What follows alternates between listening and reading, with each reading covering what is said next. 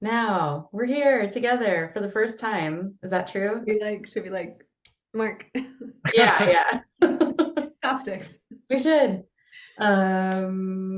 With Sol and Patrick from White Egg. Is this our first time together, even Yeah, virtually? The three of us, yeah. The three of yeah, us? Yeah. yeah. I've seen each of you in person, but not together. Um, well, yeah, we've talked about many of these things, but not all. Mhm. Um, I feel like we talked about most of them on our like epic drive down to Brookings, like for the initial shoot. Um, but I am excited to pick your brains um about acting and your journeys. So, without further ado, maybe let's start with Soul. Yeah. And Soul, maybe you can tell us like how you became an actor. Like, how did you get from, I don't know, how did you get to here and now Um, as an actor? And you can be long or you can be short about it. And also, what inspired you to want to act? hmm. I always get these questions and I'm always like, I don't know. That's not true. But it's always like it's one of those questions that might you might review over and over. Like Yeah, things, little details might change. Because like I could say that I, the first time I cracked a joke in class in like fifth grade and people laughed, and I was like, yes, what is that? I made people laugh. Like I made people have a reaction. I made people have some sort of emotion. Um, but the reality is that my mom, and specifically my mom's family, they're very histrionic. Um, and my grandfather had the best deadpan I've ever seen. You could never tell if he was joking. And like being a little kid, you thought it was all in earnest. And then my parents are laughing, and you're like, I don't get it. Why? So I feel like it's in my blood somehow. No one else in my family is an artist in this way, to sort of like no one else in my family is a professional actor in my immediate family. And I think I did get it just by like I wanted to create stories. I would write little plays. I wrote a play in the second grade called The Fisher Teller, about this woman who could tell the future with a goldfish bowl. Like her goldfish would talk to her. And so I mean, I'm 7 years old writing comedy. Like I feel like it's always been there. I've just always been a big play has always been a big part of my life. mm, Um, and now one of the things that I do beside acting that sort of like takes a lot of time and energy in my life, um, not in a bad way, but I'm just saying like that's the majority of what I do now is in education. And so I'm engaging in play in different ways. My acting students, my acting clients, my real students at the middle school, not my real students, as opposed to fake students. But like, I'm engaging in play in different ways, and it's just really nice to have access to that. Um, I think like I've tried 9 to 5s. I've tried sort of like corporate stints, and there's no play, and there's no like space to play. Um, and I know some of what you do, Patrick, is like a different version of that. It's not always fun what you do. I'm sure you'll tell all of us, but I need to be in that space. I need to have access to that. Um, and I like providing a space where other people can also do that. Like it sounds cliche, but learning should be fun. It mhm. shouldn't feel like work. Even my acting students, you can tell when they're just like, well, I don't want to read the play again. It feels like work. I feel obligated to do something. Of course. I mean, you shouldn't do anything out of obligation. I mean, we're not talking about like responsibilities here. Yes, you pay your rent, you pay your mortgage, you do all of those things. But the minute the things that we as artists are creating, the minute those things start to become chores and work, I feel like we've lost our joy, we've lost our play. Um, I don't think I answered your question. Well, I'm about to follow up with because I know you've done both theater and film. Hmm. Um, did you start, and my impression is that you started in theater Hmm. and moved towards film.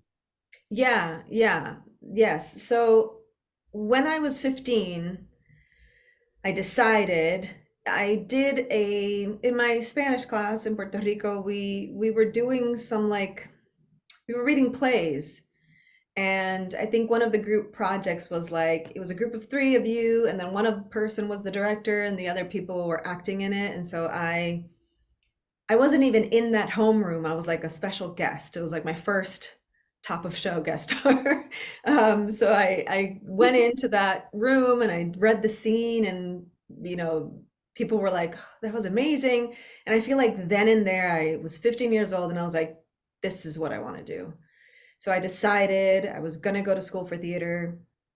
Um, and my older brother was interested in going to New York to study. And so I was like, me too, because that's what you do as a little sister. You, what is it? You tag along, you like make your older siblings' life miserable. Um, and I auditioned for NYU and got in and was there for 4 years studying physical theater at Experimental Theater Wing at NYU. So not only was it theater based, but it was like weird theater. It was devised work. It was contact improv. It was, um, Godot. It was Tennessee Williams, but clown. It was just like it was a really beautiful um, experience to get to sort of study and train in so many different practices and so many different processes. Yes, we got Meisner and Shakespeare, but there were so many other things that informed the work. Shiatsu, jazz vocal improvisation, so many other things that are just like, that doesn't sound like traditional conservatory training. Um, but what I appreciated from it was that Meisner is not for me. And so at least I got 2 semesters of it to realize Meisner's not for me, rather than thinking, well, Meisner's the only way to go. No, there are other philosophies and practices, really. So then when I graduated from school, New York was my grad school because I started working. I'm a native Spanish speaker, so that was very beneficial to me, especially in New York in the Latino theater scene. Um, it was an advantage. So I was just working nonstop in theater. And I didn't really start to do sort of on camera. I would do sporadic things, short films, student films. Um, but I got to be honest, it was really scary. It was a very scary thing. I didn't have a lot of confidence in myself. I didn't have a lot of like, self-image stuff and what do I look like and all of that. But it was fun the times that I did get to do it. I just didn't pursue it for a really long time. And then I would say like about 10 years ago, I started to become a little bit more serious about it and got some referrals from friends for reps and started working on camera and booking co-star roles and TV and film and indie. And I remember I auditioned for something that Carmen Cuba was casting. And if you've seen Stranger Things, you've seen her work. Um, she was casting this movie. They wouldn't say what it was, but they said Oscar-winning director. And I went in for it takes place in like a psychiatric hospital. So I went in for the intake sort of therapist. And they were like, you know, the breakdown, like she's kind, she's, you know, blah, blah, blah. But also there's like something dark underneath or something. And I think I went a little too dark. I didn't book that role, but then I got offered, I think, female patient number two. Hmm. And I was like, you know what? Let me just say yes to this. I don't care if it's glorified background. Like, let me just say yes. They're offering me the role. It's a week, it's upstate, or like 2 weeks, it's upstate. This is when I was living in New York. Um, Oscar award-winning director. I don't know. I don't know who it's gonna be, but let me just go for it. It turned out to be Steven Soderbergh. So that was a real pivotal moment for me because it was the biggest set that I had been on at that point. And I learned so much from doing it. And I'm in a lot of it. I am very much glorified. Not, I wouldn't even say glorified background because that's sort of a, what's the word? That's it's not nice to say that. There are no small parts. Yeah. But it did very much, it was very educational. Um, yeah, it was just like, oh, okay, I understand. Cameras here and this angle, and like what you can do with a sort of with an indie film budget. I mean, and he's filming on iPhones. Like this was his first sort of foray into filming iPhones. The movie's called Unsane, if anyone out there wants to see it. Fair boy. And Claire Foy was the lead in it. I mean, it really was educational. It really was. And so I think from there, I was like, okay, there is a place for me in this on-camera world, and I feel more confident about it. And so then I just started being more proactive and being more pursuing it a little bit more. Um, and I gotta say, like working on Why Dig was sort of like the next chapter in like the next stepping stone, I guess, for me from these like one or two line co-stars or like one or two scene co-stars into something that felt like, okay, I have to carry the story. And it really is, it's a different responsibility. I mean, we're a small cast, but still it's a different responsibility for us. I wonder, Patrick, how you feel about it too, but like to carry a story in that way. And so that experience is also making me even more comfortable in front of camera. And I'm able to sort of like talk to my clients in a different way of like what to expect on set and what is your responsibility when you're in the top 5 of the call sheet, you know, stuff like that. So um, I really appreciate every time that I do get the opportunity. So yeah. Okay, now I rambled. Now I talk.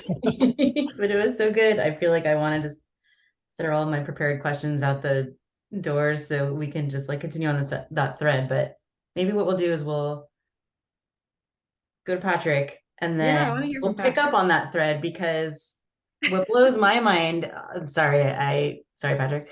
What blows my mind is that given what you just said, like we'll talk about this later. No, I would have never known from your audition, you know, like you were just so damn prepared and, you know, like just came in like, you know, like as if this, like that this role is something you had done every single day of your life leading up to it, you know?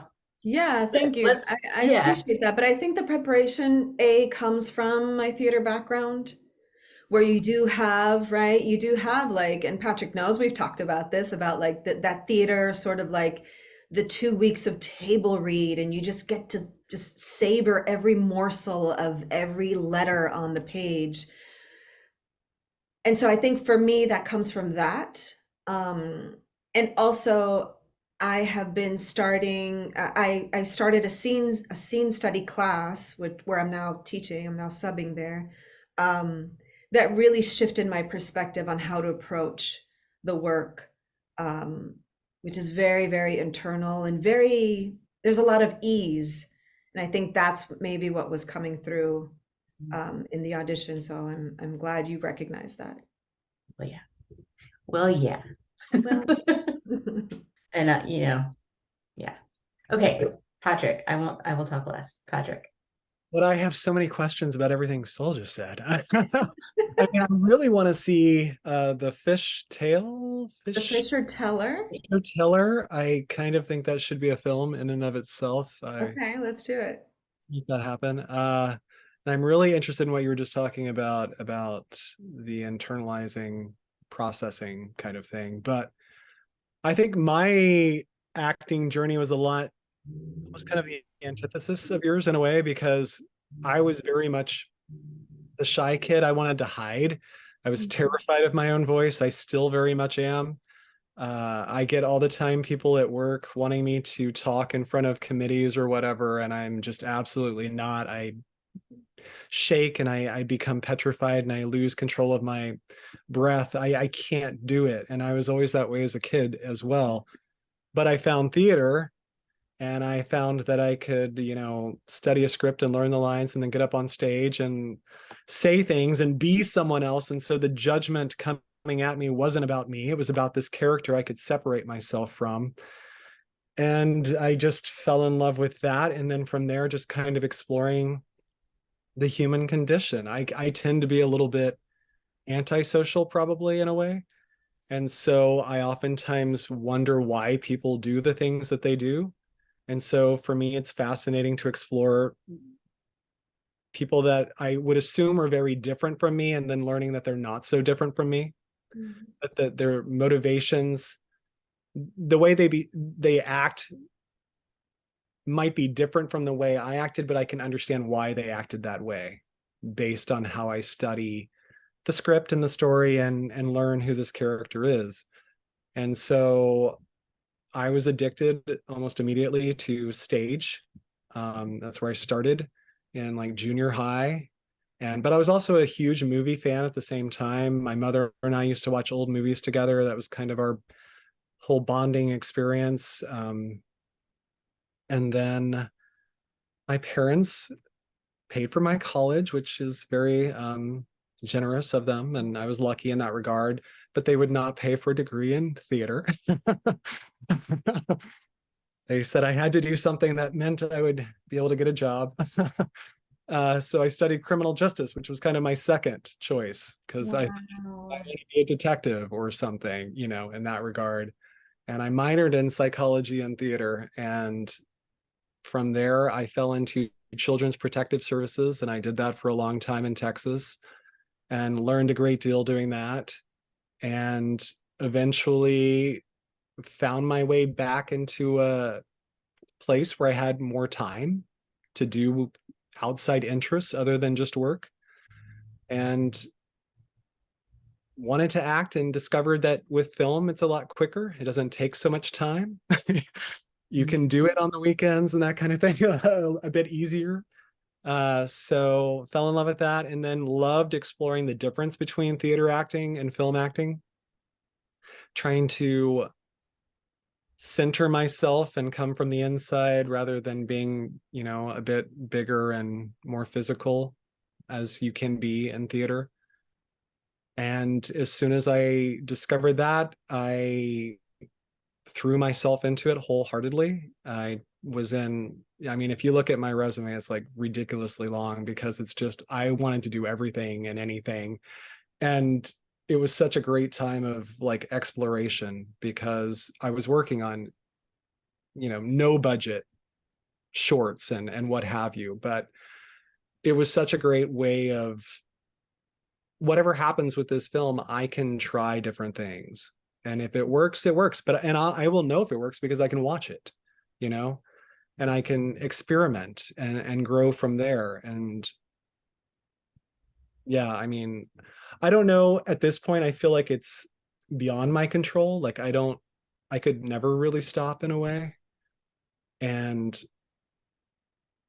I don't know why I live in Portland because it's not exactly the place where, you have the biggest opportunities, I guess.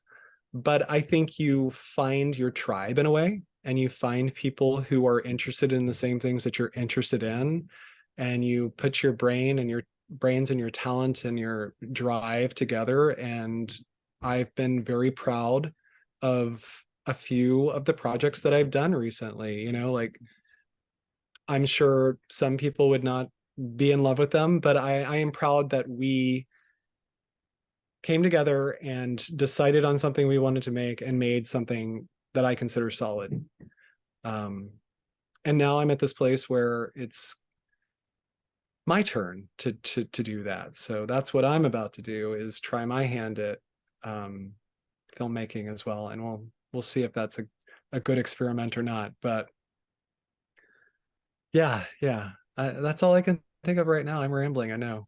That's okay. I love both of your rambles. Well, and so this kind of leads into what you were saying. So what is it that you look for in a project when you decide to do it? Are you talking to me or Soul? Yeah, Patrick. I think first and foremost, it's the script.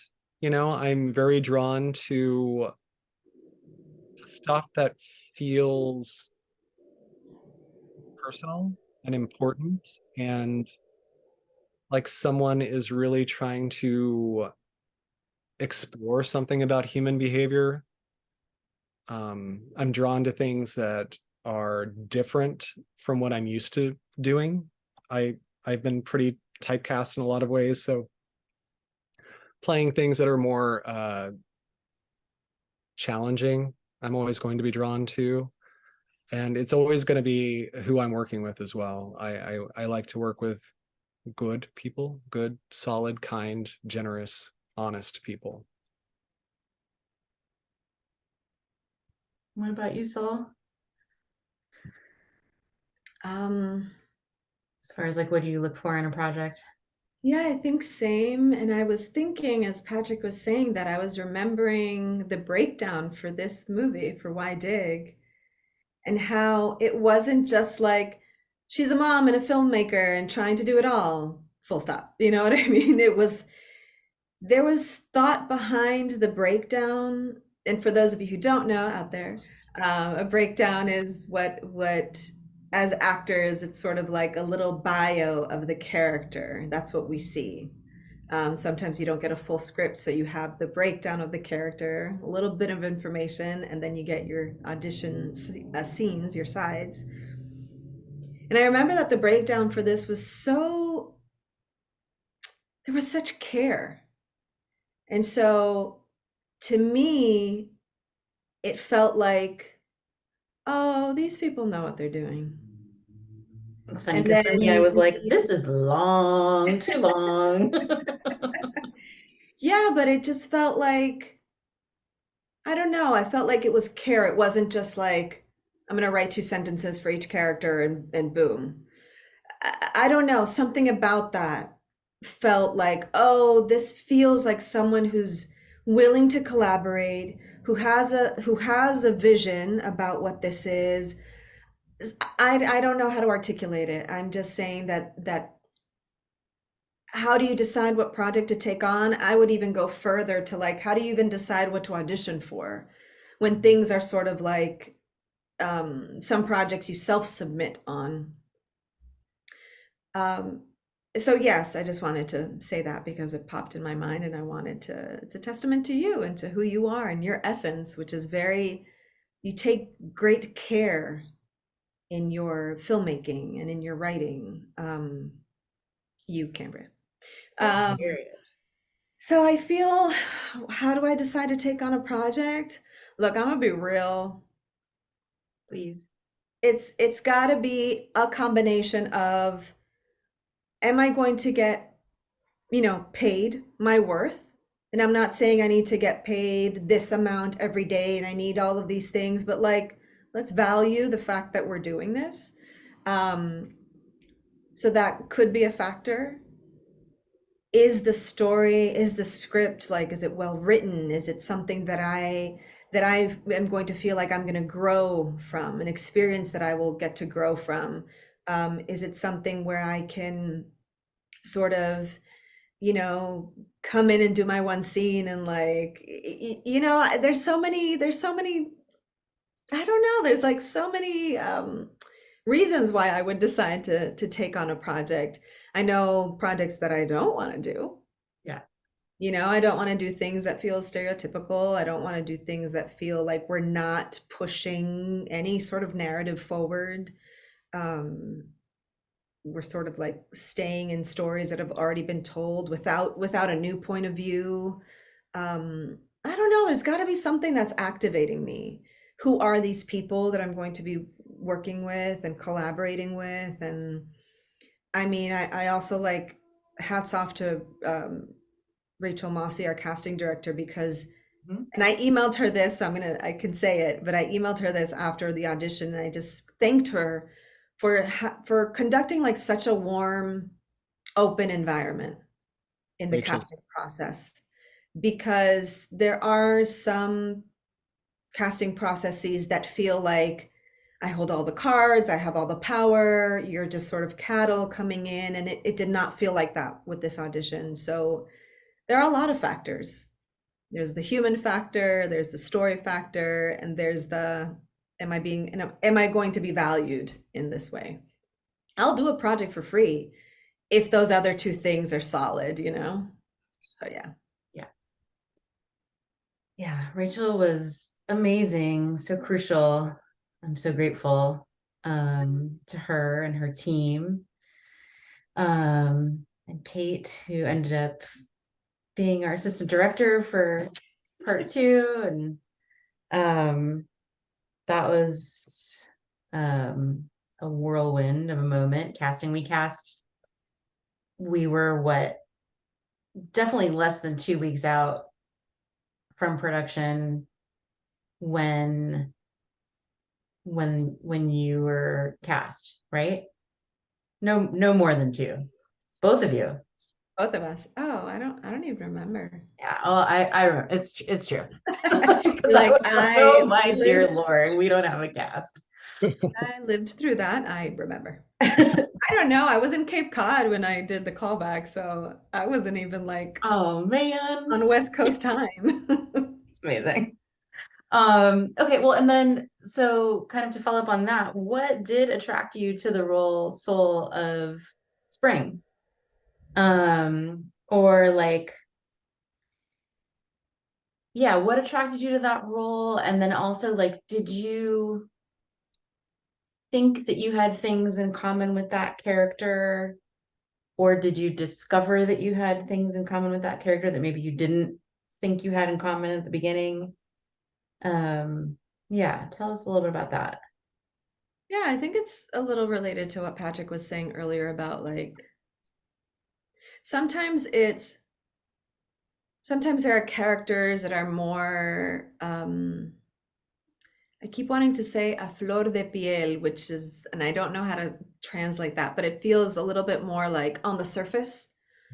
Like some characters, you're like, oh, wheelhouse, I sort of know this, I know this essence. So it's like, where is character in me? And some characters are, where am I in character? Mm. Um, and I think a little bit of both. I go out for mom roles all the time. I don't have children. I don't want children, but I think I give off big mom energy. Um, what attracted me to Spring? What I think it was, I think it was that sense of there's a greater purpose for my life. I don't know quite how to make that happen. Um, the sort of not struggle, but like, who am I between the Venn diagram of my family, my husband, my child, and my work? And is there a third circle there that I'm not even aware of? Mm. Um, so I got to be honest, there was a lot of mystery to Spring. There was a lot of mystery that I was like intrigued by. Um, and I just was like, filming on the beach in Oregon? Yes, sign me up. I had a sense that it was going to be really beautiful just because the landscape is beautiful.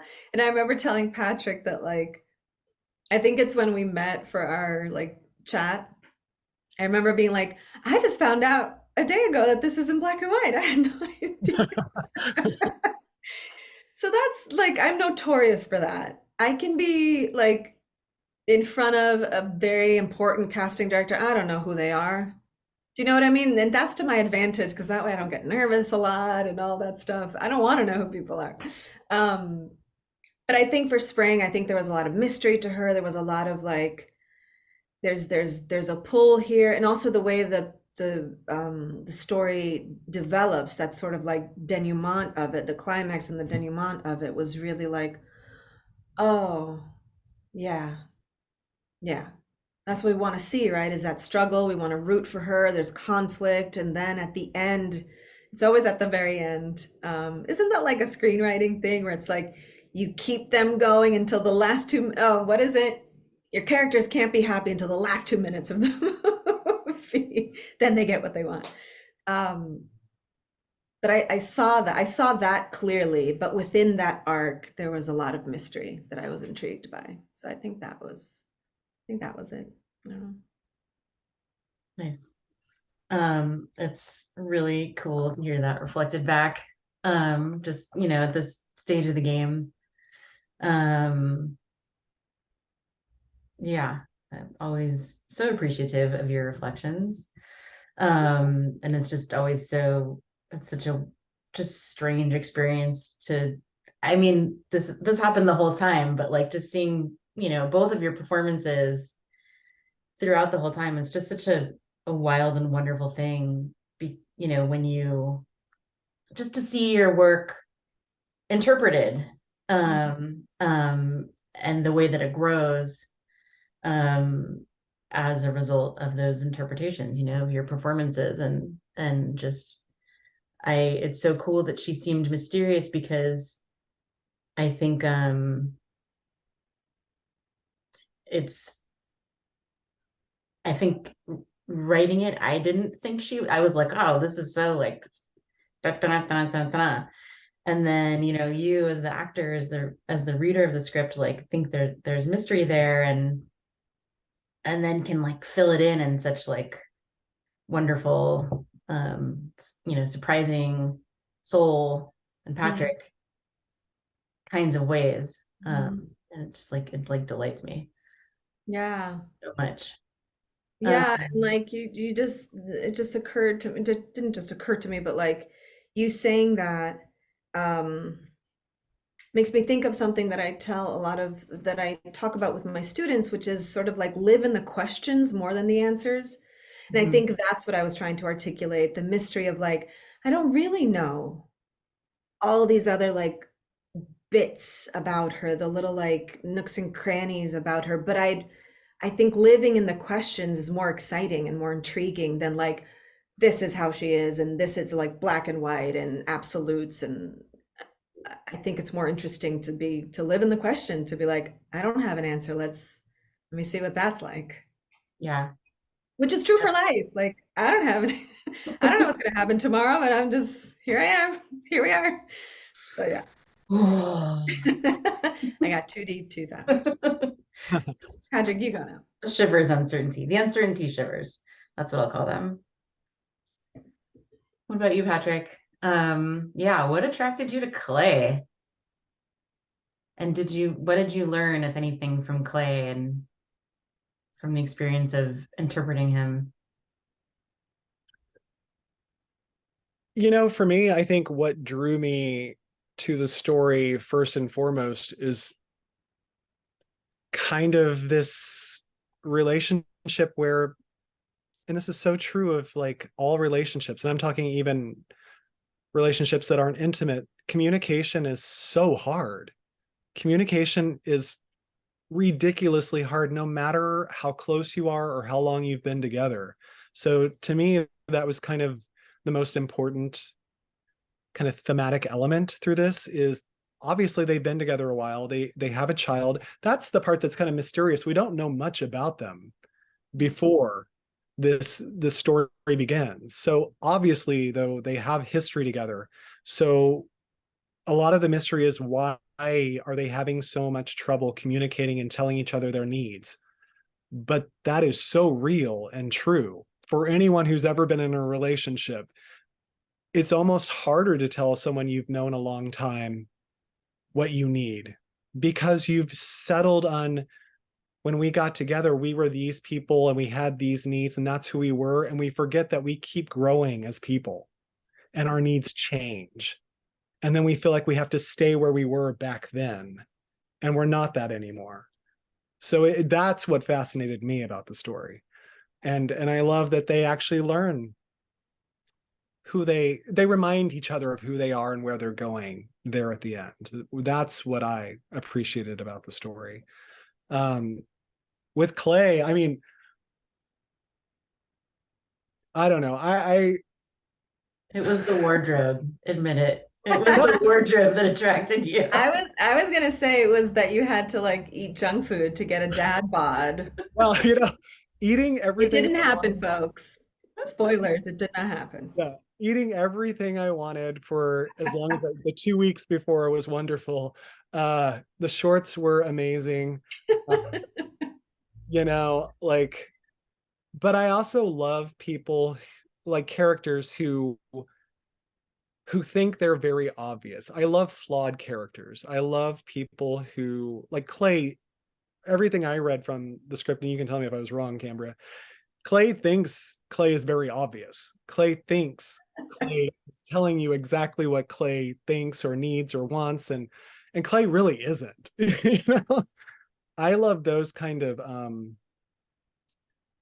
struggles within characters. I think those are fascinating to play. And I loved playing the moments of Clay being frustrated, thinking he's being clear and being very obvious, and thinking he's doing what's best for Spring, and it's not really working for Spring in any way, shape, or form. Those kind of very human things that we deal with every day, I think are so transformative when we can put them in story. I think people see that and they see that in their own lives, and then they understand where they've made flaws and where they've read other people the wrong way. And that's what I love about storytelling. Ugh, Right? I love talking with you guys so much. That's cool. So it sounds like, does he, well, yeah, I think you kind of said all the things that we can say safely without saying too much. Spoiling, sorry. I probably already Yeah. spoiled so much. No, it's okay. It's okay. Um, No, I'm thinking like, did I spoil? Yeah. no, that's, I think it's impossible. Nobody is happy at the end. Nobody is Nobody gets what they want. No, nobody, all not a thing, not a thing, not a thing, not a person, not a thing. Tommy and It wasn't even in Oregon. It was somewhere else. A different state. Where else could it have and been? wore shorts. You say board shorts? For sure. Never wore shorts ever. Not the same pair every day. Ugh. What about preparation? And we'll combine preparation and rehearsal into one question. And I like this back and forth to Patrick, or we'll keep with Patrick for now. How did you prepare for the role? And some real insight into what it was like on set. Patrick, I guess. I mean, for me, preparation always starts with the script. I read the script a million times and I try not to think too hard about what I'm going to be doing in any way, shape, or form. I just like to soak it up. I like this to soak up the story. I like to go from there to kind of figure out what's my character's place in the story. Why is this character here? What purpose do they serve? And then start working on the human elements of the character. Like, why does the character say these certain things? Why does this character respond in this certain way? And honestly, I think because the story was well written, and because there was a lot I could identify with, like the preparation wasn't super hard for me. I felt like it was something that's almost like a universal story in a way. Um, Otherwise, like talking with Soul and then meeting Mateo and like Yeah. all the sparks that would fly and all the interesting, just natural stuff that comes with working with other players really informed a lot of it, in my opinion. Um, I think this is kind of a weird thing, but I think having to shut down in Brookings and then start over in Portland was actually a blessing in a way, because I loved, and I don't know if you feel the same way, Soul, but taking you to set, like picking you up and driving us to set, we got to know each other so well Mhm. during that time. And I wished we had had that even before we began, Mhm. because it really, I think, made us feel more comfortable in a lot of ways, Mhm. which is really nice. Not every project has the time to do that kind of thing, but I felt that was really lovely and kind of settled a lot of those scenes, especially like the tent stuff. Yeah. Uh what else? I mean, on set, I had a fabulous time, really, to be quite honest. We were in beautiful locations. Everyone was super lovely to work with. You put together one of the best crews I've ever worked with. Yes, I second that. Yeah. Everyone was so cool and so down to earth and just wanting to do the work and do the best job they could. And that to me, whenever I'm on a set like that, I'm like, I feel okay. I feel good. You know, I can fuck up and you know, it's okay. You know, it felt very safe. Yeah. Nice. Soul, what about you? I yes and everything that Patrick said. Yeah. Um, yeah, it was exciting, like to get the email and the notification, and you booked the role, and you do your dance, and you celebrate, and you're like, okay, now I got to, get to work. Um, so yeah, it was very much about reading the script, understanding what that journey is, um, and sort of the way that we end is not going to be the way, the same way that we began. And so the beginning really cementing, sort of, not cementing it, but really sort of like getting a good rough draft on what that is. And then I think from there, just allowing the journey to go along, a lot of it had to do with who is playing my husband, who is playing my child. And Patrick was so lovely. You offered to like have a Zoom meeting even before our meeting with Mateo and the meeting with our intimacy coordinator and everything. So I felt safe. I felt like I was going to be taken care of. I felt like I was already being taken care of. And like our drive down to Brookings was really great. We talked about movies. We talked we talked about so many things, music, and it's those. It's like the in between. It's the in between bits. I don't know. I'm really interested in the in between bits. Yeah. That really like, because then by the time we got to set, we had bonded in some way. Um, and I agree completely with sort of our second take. Um, really did feel like I already know these people. This is my family now. My husband picks me up, we go to work, sort of drops me off, sort of thing. So yeah, I completely agree. For me, my process is, I don't know, I can't say like I have one way of approaching story, but I do my script analysis. I think that comes from also being a writer.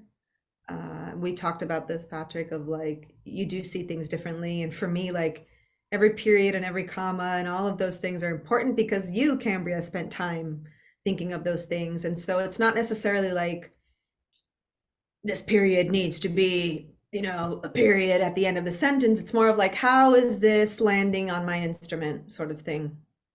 Um, so I do my script analysis.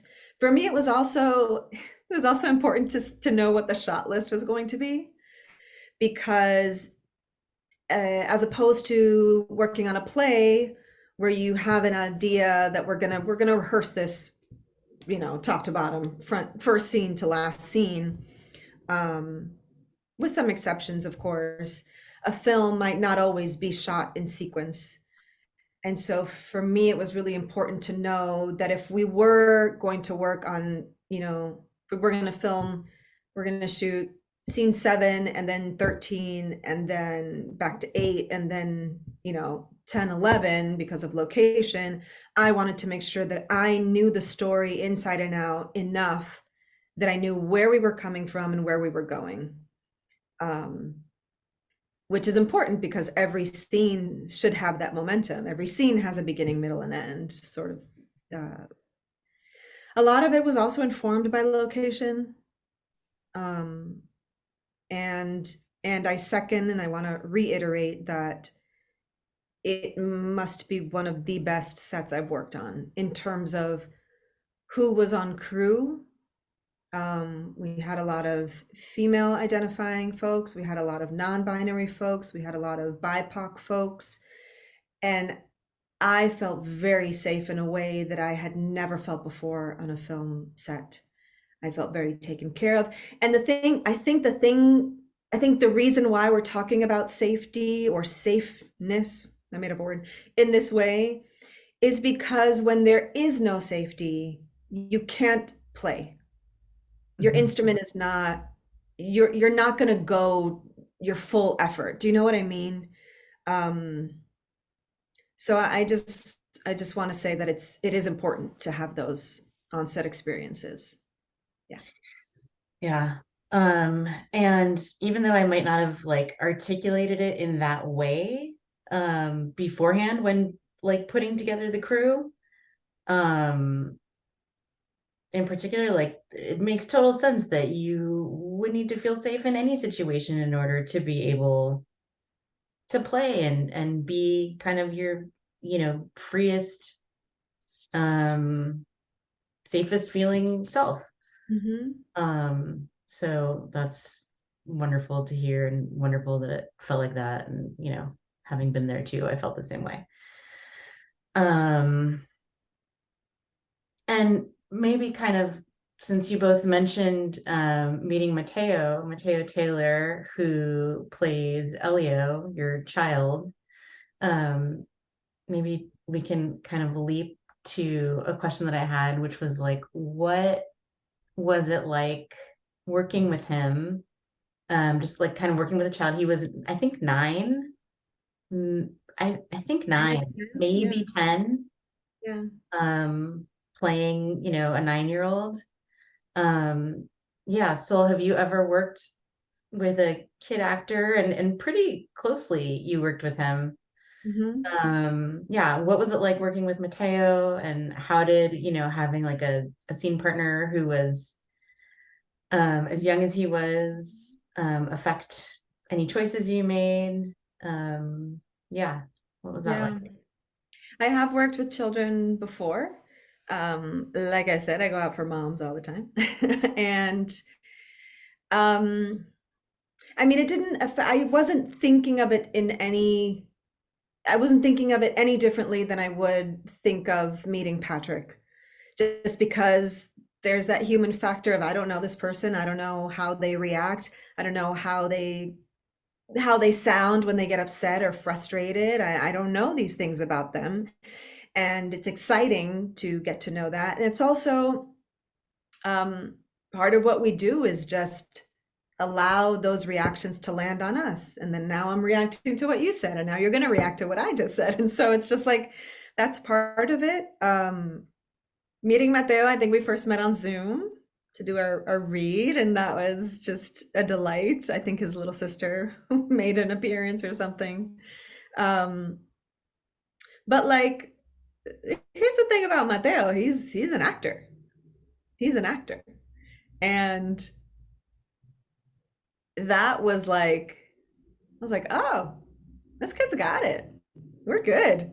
Do you know what I mean? And then there were other times where it was like, and also he's 10 years old, which I think added to like I don't know. There was like again a playfulness that he added. We bonded. What was that game that we were playing?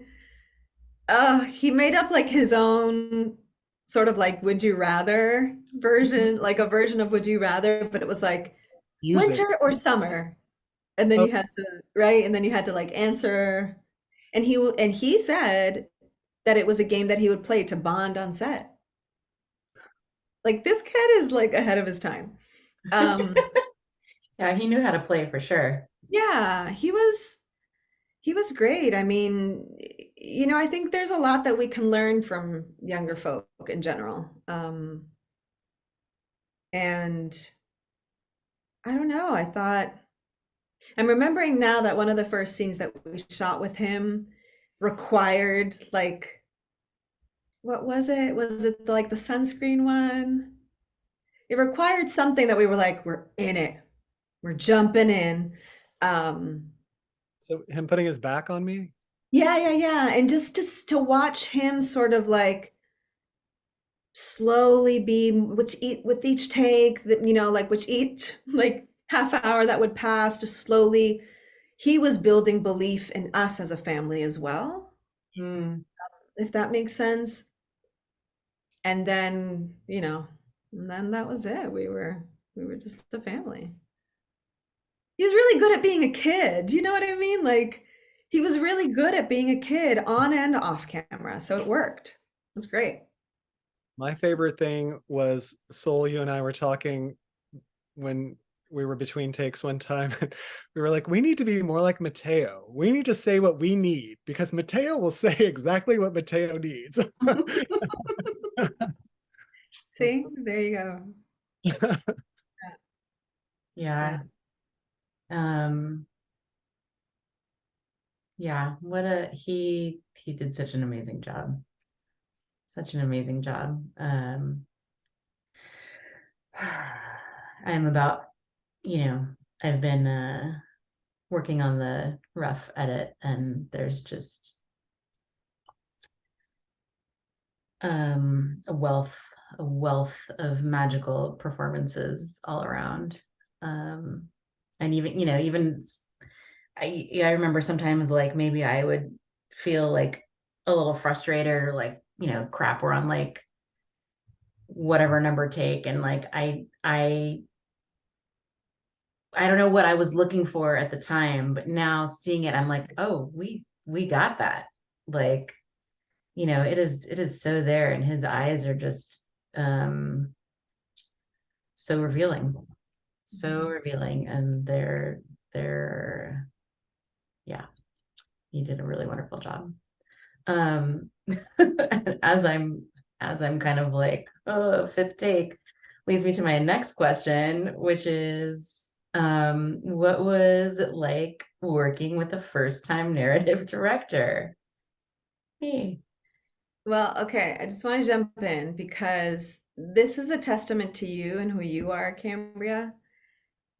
Because And sometimes, that was not like an invitation to say whatever you're about to say.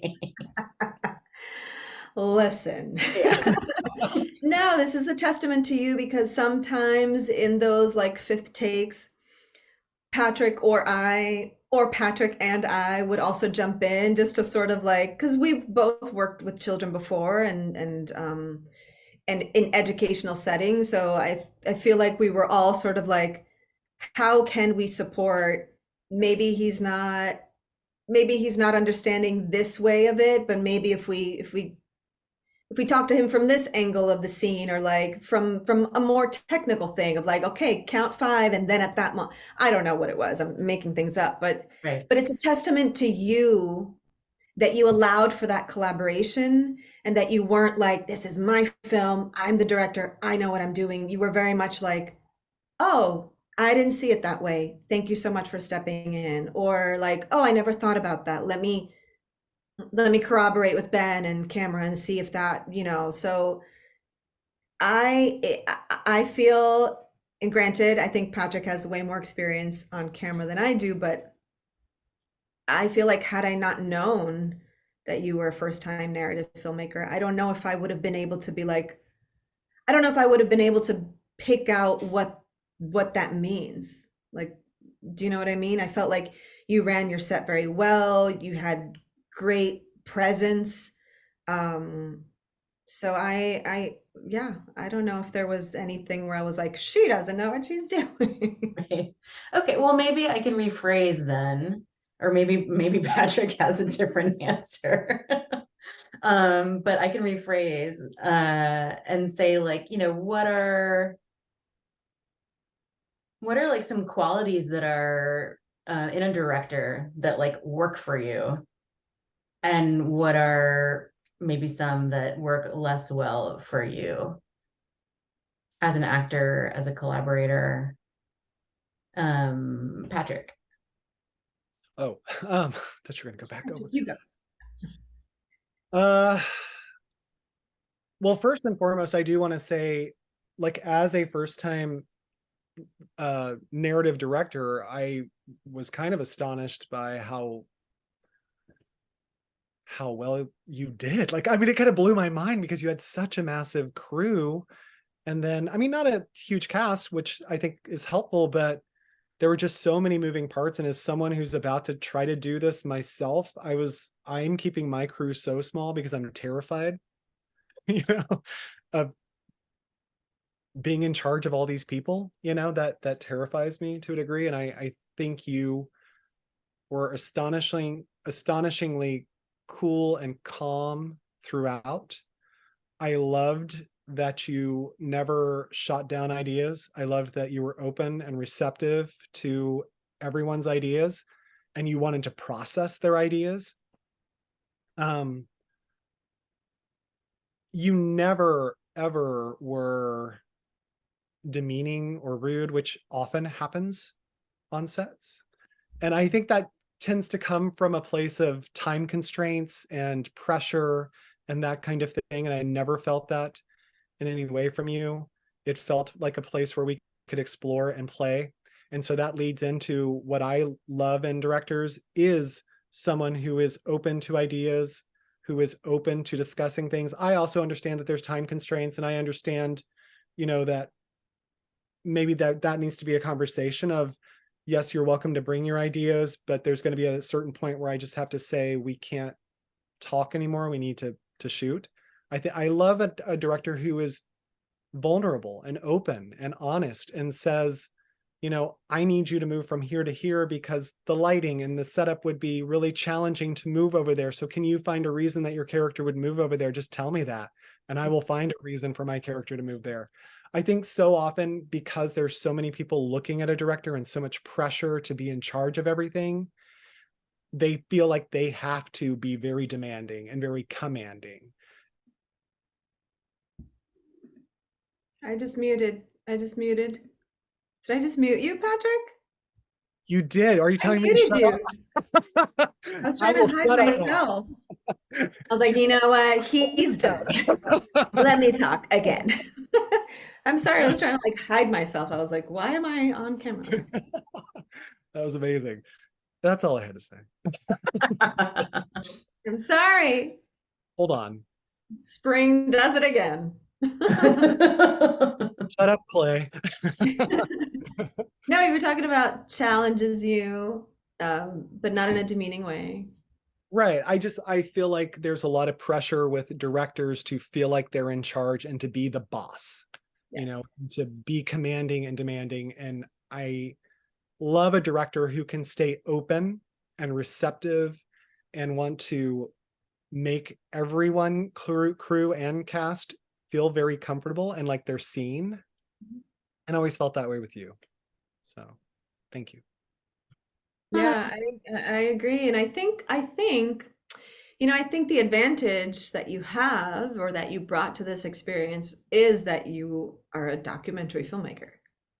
Because I can only assume I'm not a documentary filmmaker, but there's a very sort of like, how can I get this person to open up on camera when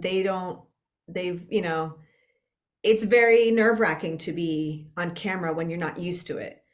So this might be something that you're consciously aware of. It might not, it might be innate in you, but I felt so comfortable from the jump. I felt so, again, taken care of. There was a lot of check-in. There was like, how you doing? You okay? You doing? Do you need anything? Like, and that stuff matters, you know? The way that a director treats their crew is very important to me. If they're nice to me, but they're mean to other people on their crew, their PAs, no, no. Mhm. Um, I just also, I don't know, a director who's like, yes, collaboration, who's open to other ideas and processes and can let us know like, I really love that idea. It can't happen because of XYZ, you know, rather than like, no, shut up, you're not in charge, sort of like, because all that does is it breaks the trust that I have between you and I. Yeah. And now I'm not going to want to show up. So we're talking about the safe, you know, the safe factor again. But I Yeah. think it is really important. And I think someone who's like just down to play and just, I don't know, I yeah. just want to emphasize that though. The play part is so important. I think what a lot of people see in the performances they think that are great, you know, if you think of really great performances, is an actor who is so confident that they are playing in front of the camera and trying crazy, wild things. And either the director is like, you're such an amazing actor, I'm going to let you do that. Or they're a great director who's like, please play in front of the camera. Please be instinctual, do the big things. And if it doesn't work, we'll just reset and start again. That's where you get the magic. That's where you get that magic stuff. And that is so rare. And it's really hard to find. And any director who will allow you to do that, to go big and be crazy and be ridiculous, but then hone you back in to make it work is just, I don't know. It's like a unicorn. Yeah. Yeah. Yeah. Cambria, can we flip the script? Can we ask you? What was it Yes, but like? not for long, only because Kickstarter backers who are, who's gonna be watching this are gonna get a whole other video of me. Oh, of you. Okay, well then never mind. So I really do want to focus on, hearing from you guys. Well, Uh, who was the but diva? I mean, I'm Was the open to answering what? a brief question. I was going to ask Cambria, who was the biggest diva on set? Obviously you. Obviously you. I I mean, need to eat obviously 2,000 Ben. calories a day. Obviously Ben. Yeah. Yeah, I think Ben was the biggest diva. I mean, I think that's if I'm gonna throw anyone under the bus, I'm gonna throw my darling, talented, amazing husband. So many needs. Losing light. Wait, what's that? Who cares? Um, Angles, what's in the frame? What's that all about? special shout out to Ben because he was so amazing to work with. Again, comfort, safety. He does not bullshit you. He's like he has some clay going on, I feel. Only knowing him a couple of weeks. But again, I think he was like so down to like, all right, let's get between these rocks. All right, let's get in the water. All right, let's get in all of us, let's get in the tent. You know, it was just, and I know that's part of what the job requires, but, and he also wasn't like, I was asking questions all the time. What's the frame? What is this looking like? What is, you know, and he was so down to like take that second to teach me basically, because I was really learning a lot on this experience. So I really appreciated that too. And he's just a cool guy. And the footage that I've seen is just so gorgeous. Yeah. I can't wait to see it all. Yeah. So, what was one of your, I guess, either favorite moment or like a favorite scene or both Mm. from the experience? Hmm. I think I don't know if I have a favorite scene, but filming in the car was really cool. It was a really cool thing to experience. Because can I say a little bit of like behind the scenes movie Yeah. magic? Um, Which I think that whatever you're gonna say, I think is so funny because I wasn't there. you weren't in the car. That's what I I was was gonna not in the say. car with you. It Okay, was go ahead. literally the family. It was Yeah. Patrick would drive and I was sitting in the front and Mateo was in the back and we had like cameras on us and it was just like it was one of those scenes where it was like, yeah, that's how it's done, you know, like you peek behind the curtain sort of thing. And it was really um and also the scene is so beautiful because we're just driving down and it's just like the trees, the redwoods, or are there redwoods in that area? I don't know. No, no. I edit this out. Edit this out. I don't know people. I'm sorry. But you know, these big, gorgeous trees and sort of like getting lost in that. And, you know, the way that you wrote the scene was really, really fun. So I think that was like a really cool experience. Um, yeah, I think that's one of the ones that I'm thinking of. And then, It's a rich minefield of BTS, the car yeah, scene, yeah. because you guys thought you were by yourselves. So there's all Yeah, this funny stuff that you say. which also is like, yes, all the funny stuff when it's like, okay, we're done with this scene, should we keep going? Because I think a couple of times we were like, if you get to the end, like just keep going, sort of thing, start over. Yeah, you Um, were all doing a really wonderful job of like helping each other kind of figure out what was going yeah, on. where are we? Um, but also the fact that you don't have a director and the DP. You know what I mean? The fact that we didn't have crew with us was like, we're not being filmed right now. Do you know what I mean? It added a little element of like, ooh, who are these people peeking into like, I don't know. It was cool. Fascinating. I wasn't necessarily expecting you, I guess I didn't have an expectation of what you would say, but I'm delighted and surprised yet again. Patrick? Yeah. Oh, uh, I mean, I love the car stuff too. That was a lot of fun. I think one of my favorite like shots was us reaching the beach for the first time because we had to so many times over and over again with me bumping into you. And I just thought that was hilarious. You stopped really well though. Thank you. Thank And then you. It's, the tail would just come crashing yeah, in. yeah. uh, it was a lot But of what a beautiful like momentum to just start this whole thing, right? yeah, it was a hoot. I loved all the stuff at the campground too. I thought that was a beautiful Yes. um and being outside the tent and actual campers being around, you really felt immersed in it in a way.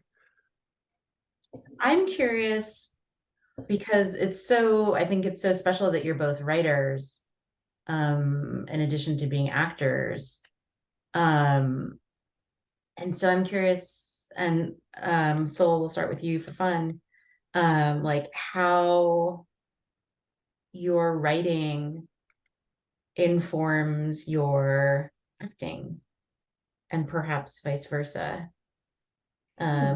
Like how does being an actor inform your writing? Yeah, or either way. Like how do those two crafts interplay for you? I think it's very symbiotic. It's helped me receive material in a different way.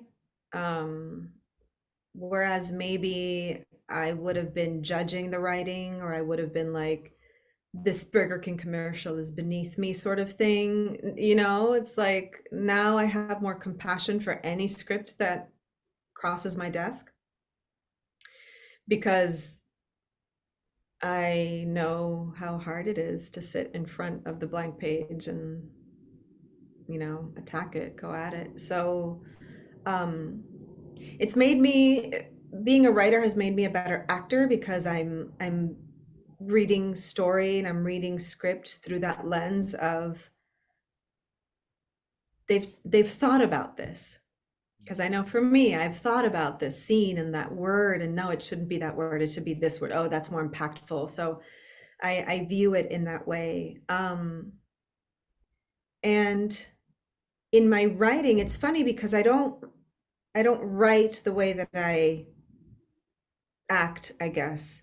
Um, because I think, well, the writing that I specifically do, which is more like shorts and a bunch of TV pilots and sort of that sort of writing, it is more structured.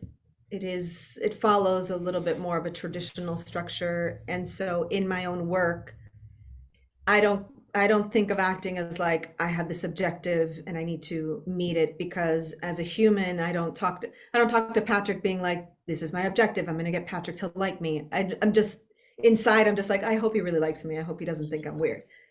And so I don't write that way, because scenes do have to have a beginning, middle, and end, and they do have to have a conflict, and they do have to have wants and needs and sort of that more technical structural thing. But what does come across is like my voice is very present in the things that I do. I am able to explore a lot of other things, darker aspects that I, in my life as a human, don't want to explore. It's safer to sort of like put that on the page. We talked a little bit about like my Hurricane Maria film that's really hard for me to write because it's so personal, but it is safer to put it in that container, to put it on the page in that way. So they are symbiotic, but I feel like my writing informs my being a writer informs my acting, and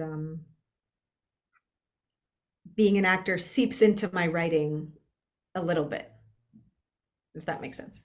But just a little. It's interesting. So it's like a more directional flow. The flow is stronger in one direction than the other. I think so. But I'm also like, the reality is that I've been acting for 2 decades now, over 2 decades, and I haven't been writing in that way. So it could also just be a lack of practice, that is also maybe seeping in. Therefore, I need to be structured because that's the way that I grow and that's the way that I'm learning how to write. Mhm. Um, so I don't know. That's just like what the experience has been so far. So And then Patrick, who is on the cusp of directing a feature film that he has written and will be what's that thing? and will be starring in as well. I know, such a narcissist. It's amazing. Well, we'll see. Well, I only started writing in the last few years, and I think that was kind of initiated by COVID in a way. It was just wanting to do something creative in the meantime when most productions were shut down, and having a lot of things that had happened to me in the recent past that were kind of hard for me to process, and wanting to deal with them in some way. I mean, we had so little human contact during those years, it seemed like. So you didn't really have a lot of ability to like gather with your friends and, like shoot the shit and like, you know, make your way through really hard stuff. So sitting down and just writing things was really helpful for me. I started on the feature script first. My acting informs my writing in that I love bouncing back and forth between perspectives. That to me is just so fun to do. Just writing a scene and just hopping into the head of each character and how they would respond to what the other just said. That's like an actor's, masturbatory material, really. I mean, because you just get to play so many different characters all at once. And it's just fascinating to do that very quickly as you're writing something. So I wrote my first draft and I sent it off to readers, and I would leave it alone for, a month or two and then go back to it with whatever information I got back from readers. And I did that, 4 or 5 times with different readers, and then went back to my first 2 readers for my final draft. And that was super interesting. It's fascinating to me how different people receive material and the notes that you get from them. And I think writing has informed my acting, and that I'm kind of what you were saying, Soul. I'm a lot kinder to scripts as I see them now, because I used to be a little more harsh, probably. Uh, but writing now, you see what the writer was trying to get across. You can you can see their intent, and I think that's very helpful. Well, usually you can. I'm not going to say all the time. uh, Also, I think uh, I'm just going to back up because I don't even know how to express that thought quite yet. I feel like you have to be very protective of your work when you're writing, but at the same time, you have to get outsider perspective, which is really challenging. And not everyone is good at reading a script. And so a lot of people will give you a lot of ideas and thoughts on your script. And the nice thing about being an actor is, this is nothing, it's a double-edged sword. We're so criticized so often, and we get so much feedback as actors. You learn what is good feedback and what isn't. And I think as a writer, that was helpful as well, because I could say, you just don't get what this is, and that's okay. Or this just isn't your taste, and that's okay too.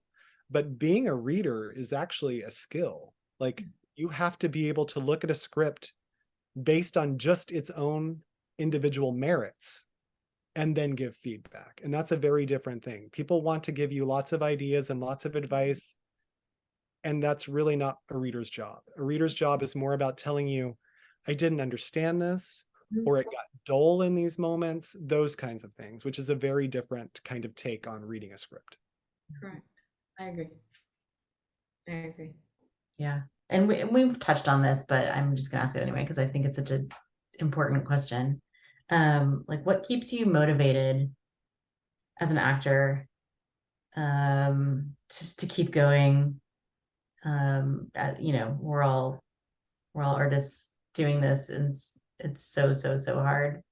And I know, Patrick, like, I've seen, like, you repost a lot of wonderful snippets of different actors talking about kind of a similar question. And I guess I'll just say, like, working with the two of you, I have really fallen in love with actors and with acting.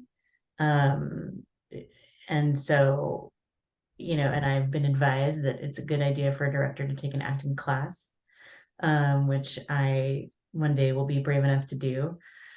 But yeah, what keeps you motivated to keep doing this?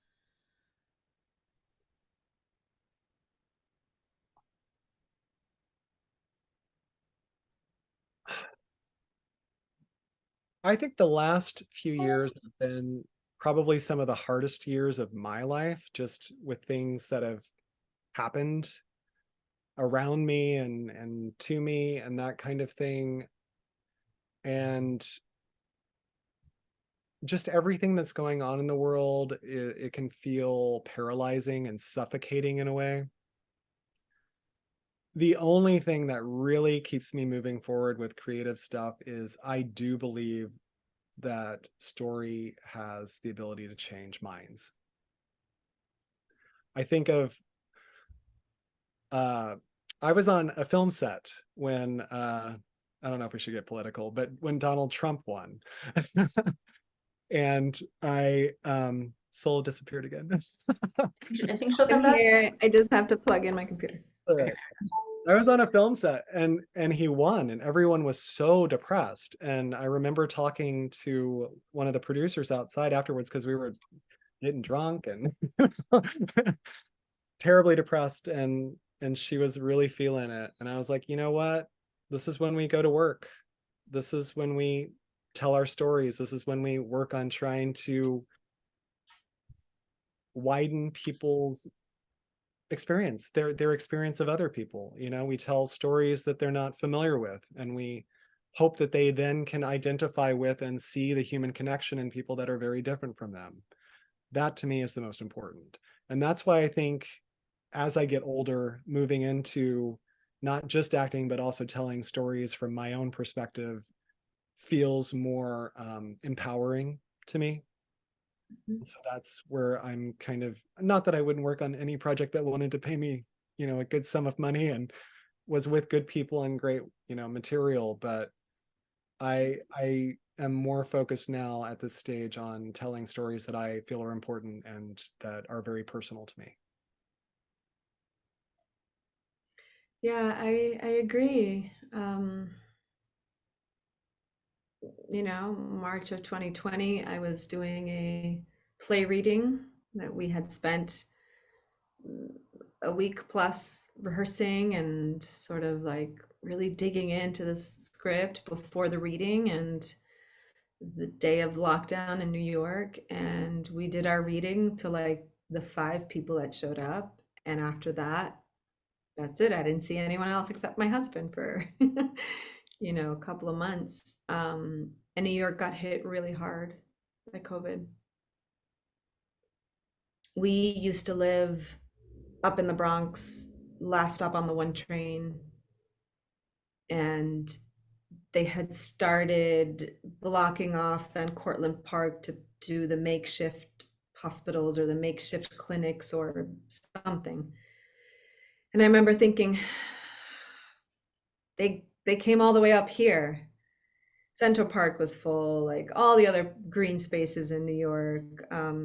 Just that sense of like, they made it this far. It's bad. Obviously, it was bad before then, but just sort of like seeing it in my own park. Um, I had a lot of experiences during that first COVID year where I just felt like, what's the point? I'm over here crying because I didn't book that thing, or this agent doesn't want to represent me, or what's the point? People are dying. This joke didn't land. What I felt in such like it was so minuscule compared to what was happening in our immediate world. And then I felt similarly. I was like, we are also essential workers in that sense. I mean, how many of us watch Tiger King? Do you know what I mean? And I know it's sort of very what's the word, trivial and like silly and stupid, but we needed that. We needed to be entertained. We needed to have lightness and joy and some sort of brightness in our lives. And I think for me, it's holding on to hope.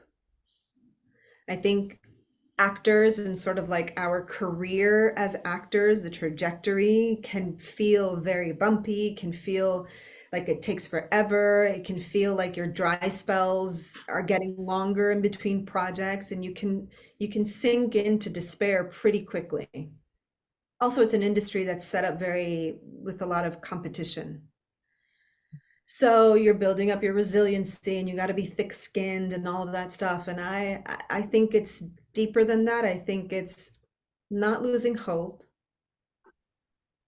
and being the light, being a little bit of light, both in terms of like light as an opposite of heavy and also light as an opposite of dark. I mean it in both senses of the word.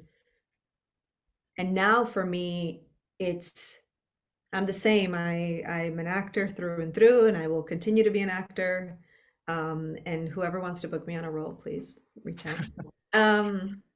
But also I've been doing so much teaching recently at Crash Acting, and it's really, I mean, man, talk about a calling. I'm really finding that it's something that it's part of my purpose, is to be of service in this way and to be of support to other actors. And the more I do that, the more comfortable I am in my own skin, and the more confidence I have in my own work, and the more I'm about the process instead of the result. And I think it's similar to what Patrick is saying, is like when you start creating instead of just being like what's the word, like a journeyman, just like you're You're at not the a day player. yeah, What is it? you're at the mercy of other people. When you're at the mercy of other people versus like, now I'm creating my own work and I don't have to wait for someone to say yes, I can say yes to myself. It just frees you up. It frees up your own instrument because you're not sort of like banking on that one role to be able to pay your rent. You're not banking on that one thing, you know. So I think it's important for all actors to try writing, to try directing, try producing, even if it's short form stuff. It just makes us better artists all around. Yeah. Thank you so much. I think that's probably a perfect place to end. It's crazy to me that this will only be going out to Kickstarter backers. I feel like I really wanted to give, you know, this film is gonna be out in the world, and sadly, not everyone will get to be privy to every single, you know, Q&A that we do after every single screening. So I think it's, and that's a really special experience that that happens, and I wanted to give that to, you know, to, like, you know, pull back the curtain for more folks. Yeah. So um we're gonna leave it at that. This is weird because I feel like we are going to say goodbye, but I'm gonna stop recording sooner than that. Well, and thank you to everyone who's donated. So Yes, thank thanks. you so much, everybody. Yeah, that's smart. Thank you. See, If you're collaboration. seeing this video, it means we got to our goal, which is amazing. Thank you, thank you, thank you, thank you. Okay, that is all from Sol Crespo and Patrick Green and me from Why Dig When You Can Pluck. I'm hitting stop now.